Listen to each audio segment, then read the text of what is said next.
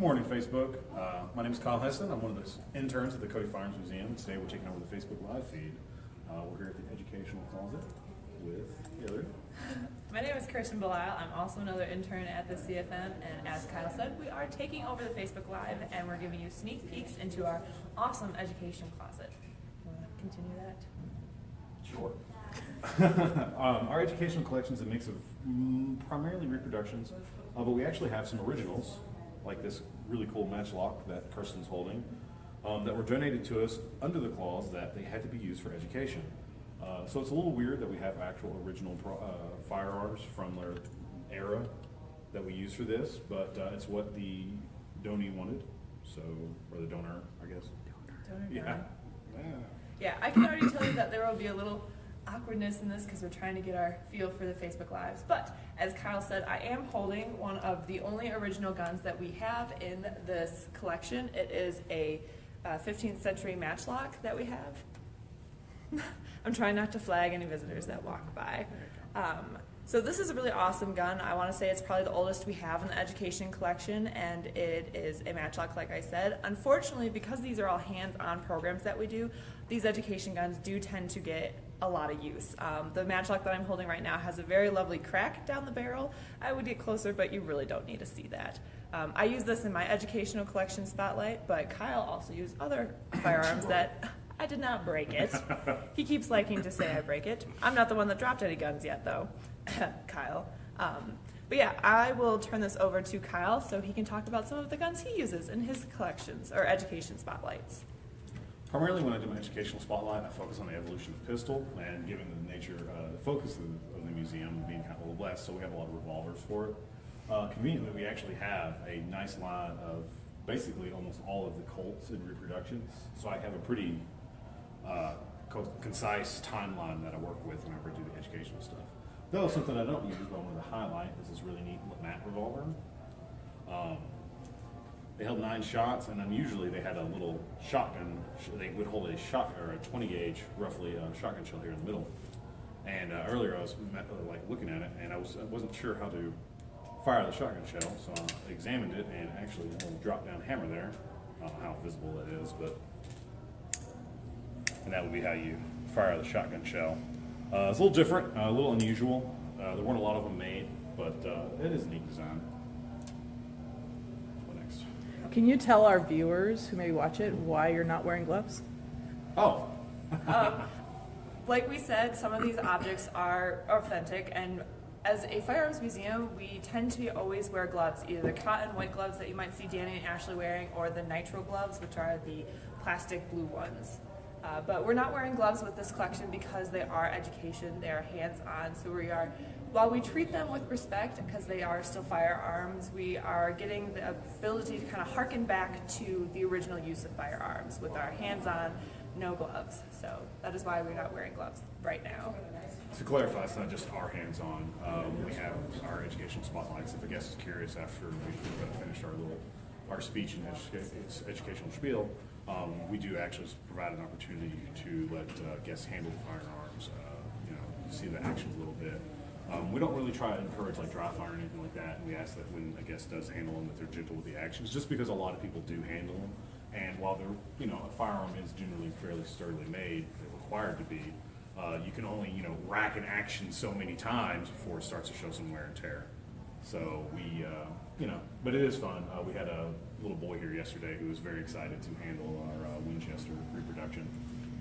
So, like Kyle said, we had a young boy with his father come up to us yesterday after one of my educational spotlights. Sorry, I'm trying not to point this at you. It's all good. And he had never been able to handle a gun, and his father admitted that they were city slickers, and so they had no experiences with firearms, but the little boy loved them. So it was our opportunity to give him hands-on experience. So if you can imagine, this little boy was about as long as this gun, and we let him hold it. We did give him some help. We let him actually cycle the action and the lever because he had never had that opportunity. But this is an 1873 Winchester, very revolutionary for its time. This is one of the guns that I talk about in my educational spotlight. I think it's a very slick gun. I tend to focus on long guns, whereas Kyle focuses on short revolvers and things like that. But getting to work with the boy that we worked with yesterday, getting to present these to the different visitors, it's a really awesome opportunity to not only highlight the technology of the firearms, but the historical context in which they operated, especially with guns of the Old West. For example, this 1873 is a reproduction, but 1873s actually were very popular in the Old West, and they got the nickname guns that won the West. So it's really awesome to be able to bring people these guns and have them have face-to-face experiences with the history and the artifacts themselves. Your turn. You can go. Not outside of firearms, we also have some other stuff for educational purposes. We have an old bayonet, because these were really important back in the day. Still kind of aren't, but Side note, the majority of casualties caused in the Revolutionary War was not because of being shot. It was actually from bayonet wounds. That's your Jeopardy question of the week. actually, I really love old bayonets. This isn't the best representation. I mean, this is one, but like the old spike ones, but they were just gigantic. You can see other ones in our collection. It's honestly, it's like you're attaching like a small short sword to the end of the rifle. Old bayonets are a little ridiculous in their size, but they're fun. I guess that's a weird way to put that. They're fun. They're not necessarily fun to actually use or be on the receiving end of, but they're just, from a modern standpoint, looking at them, they're very, it's different, because you don't see a lot of bayonet action these days. We also have a lot of different ammunitions that we can use. We have various lead balls and calibers and stuff. We have mini balls, depending on your preference for saying it. These were pretty notorious during the Civil War for the wounds they caused. So yeah, the education collection is in this lovely little closet, in another side vault, you could say.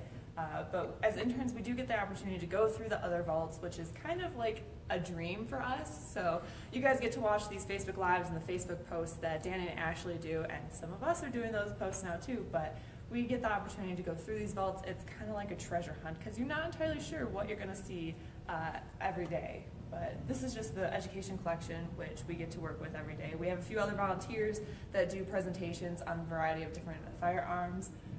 Anything else you want to add? No, I think that about all covers it. Oh, actually, some of the stuff, we have a pelt here. Not really my thing, I don't know much about it. We also have, for some presentations, we actually have a box full of old optics, or newer optics as well, to give people an idea of what it's like to work with the scope, look through it, eye relief, that sort of thing. So if you guys want to see anything from the collection, or if you guys want to get a closer look to the different education topics that we talk about, leave us a comment, send us a message. We would love to hear you guys' feedback. We are trying to do these things to get you guys interested in our awesome, awesome collections. So Yes. This is your opportunity to get in on the awesomeness. I've said that too many times now, but It's really awesome. it is really awesome.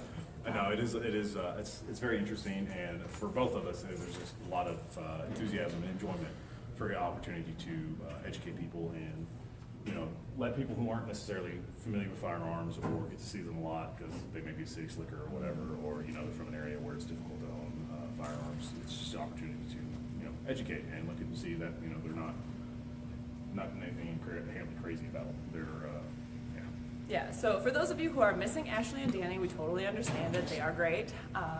Hopefully they will be back next week, but you will see us many more times this summer. We're here until August, and our bosses like to hand off things to us, but it's a lot of awesome experience. Hopefully you guys will get to see some really interesting prototypes that we're going to show from the vaults next week and the weeks after. But on that note, this is the education closet. And we do 2 education spotlights every day, so if you happen to find yourself at the Center of the West, listen for the announcements, announcing the education things in the cabin at the back of the CFM. But I just wanted to say thank you guys for watching. My name was Kirsten, and I'm Kyle.